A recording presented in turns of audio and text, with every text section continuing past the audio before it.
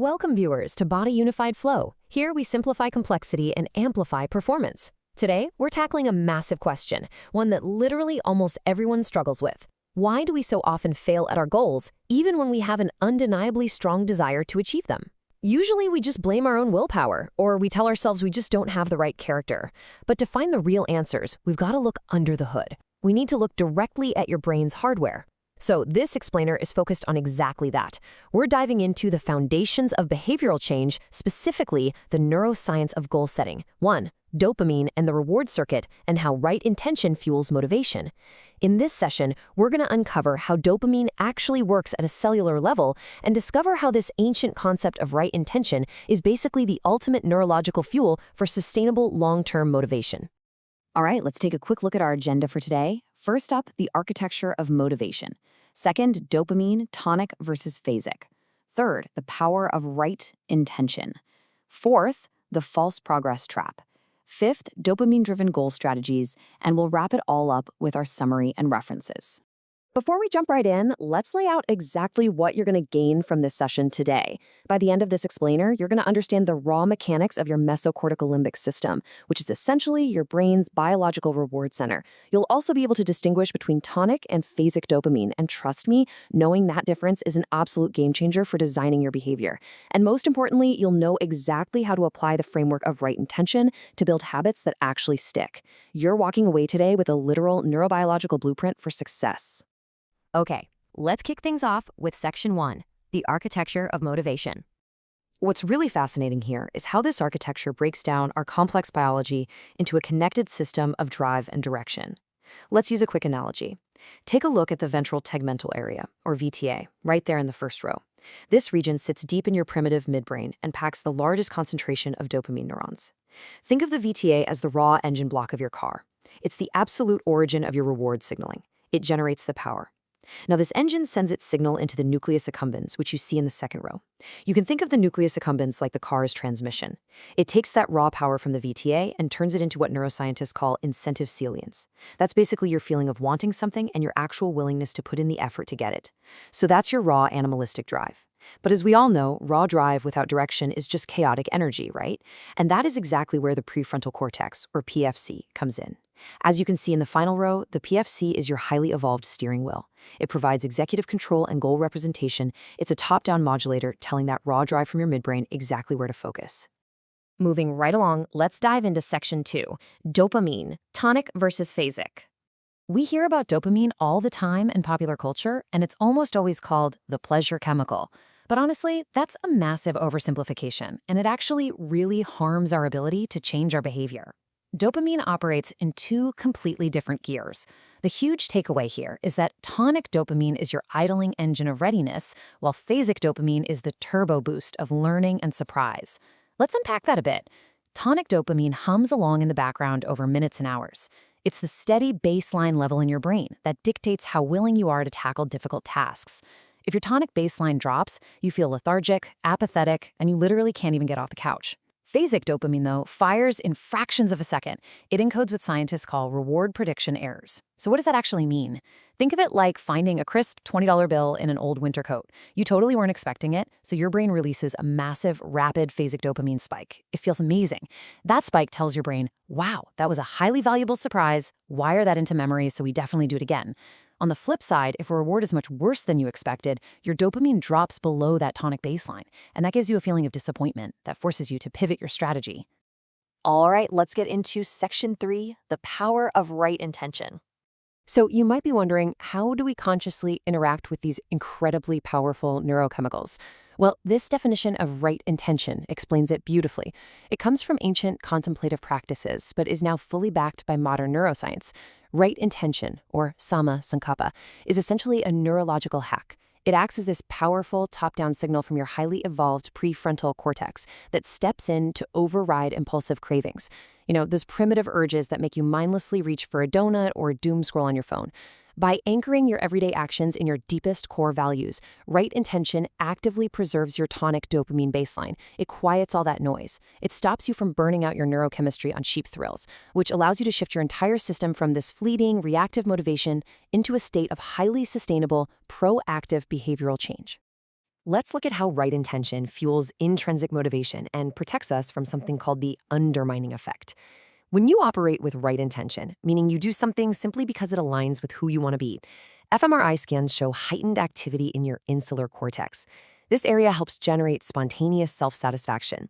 The effort itself feels meaningful, making this motivation highly sustainable. You don't even need a cheerleader, but when you do something purely for an external reward, like money or social media likes, you recruit a totally different region, the posterior cingulate cortex.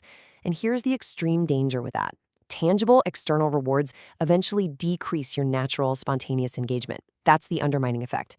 Think about a kid who just loves drawing for fun. If you start paying them $5 a drawing, they begin drawing only for the cash. If the money stops, they stop drawing completely. Their natural joy got completely undermined. Right intention completely insulates you from this trap because it makes the pursuit itself the primary reward. Let's walk through the exact steps of how your brain primes, executes, and then physically rewires itself for future success. This is called the hippocampal VTA-PFC triad. In step 1, the downward arc, your hippocampus, which is always scanning your environment, detects an opportunity. It sends a signal to basically wake up the silent dopamine neurons in your VTA engine, shifting you into a state of high alert. Moving to step 2, your prefrontal cortex, armed with your clearly defined right intention, identifies the exact action to take and triggers a sharp phasic dopamine burst. But I really want you to focus on step 3, the upward arc. This is the magic moment of neuroplasticity. That dopamine surge loops back up into the hippocampus to consolidate the memory. As the saying goes, neurons that fire together wire together. In this exact moment, your brain is physically rewiring its synaptic connections to ensure that this successful value-aligned behavior is way easier for you to perform tomorrow. But, of course, there's a biological trap waiting for us. Welcome to Section 4, the false progress trap. That triad we just looked at sounds perfect, doesn't it? But this quote right here hits the nail on the head. The biggest threat to our success is the false progress cycle. Let me ask you this. Have you ever spent hours excitedly building a productivity dashboard for a new project? Or maybe you dropped hundreds of dollars on premium gym clothes on January 1st, felt incredibly accomplished, and then never actually did the work? Yeah, that's the false progress trap. When you set a grand resolution or buy the gear, your brain simulates success and triggers a massive dopamine spike, sometimes up to a 40% increase. You get the chemical reward without doing an ounce of actual work. It's a planning hit. But inevitably, the actual work begins. The novelty wears off, your interior cingulate cortex signals that the task is hard, and boom, you suffer a massive dopamine crash. To escape that crash, we usually abandon the goal and brainstorm a brand new project just to get another cheap planning hit. It completely derails us and traps us in a loop of unfinished projects. So, how do we get out of that loop? Let's get into Section 5, dopamine-driven goal strategies. To actually escape the false progress trap, we need practical tactics that work with our biology, not against it. First up, micro goals. Massive goals overwhelm the system and delay the reward way too long. By breaking things down into tiny daily checkpoints, you build a positive feedback loop. Crossing off a micro goal triggers a vital phasic dopamine burst, giving you the fuel for the next task. Second, use implementation intentions. Your prefrontal cortex gets fatigued super easily, so instead of relying on willpower, create rigid if-then plans. Like, if it's 7 a.m., then I put on my running shoes. This offloads the decision to your basal ganglia, essentially automating the habit. Finally, visualization linked to purpose. A lot of people just visualize crossing the finish line. Don't do that. It just triggers the false progress trap. Instead, visualize being the kind of person who shows up and does the hard work.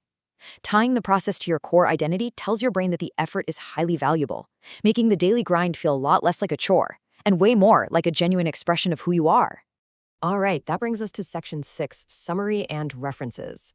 Let's take a quick second to recap the architectural blueprint we've built together today. And I really want to congratulate you, because we covered some seriously dense neuroscience here. We mapped out how the raw drive of the VTA and the sophisticated direction of the prefrontal cortex work together.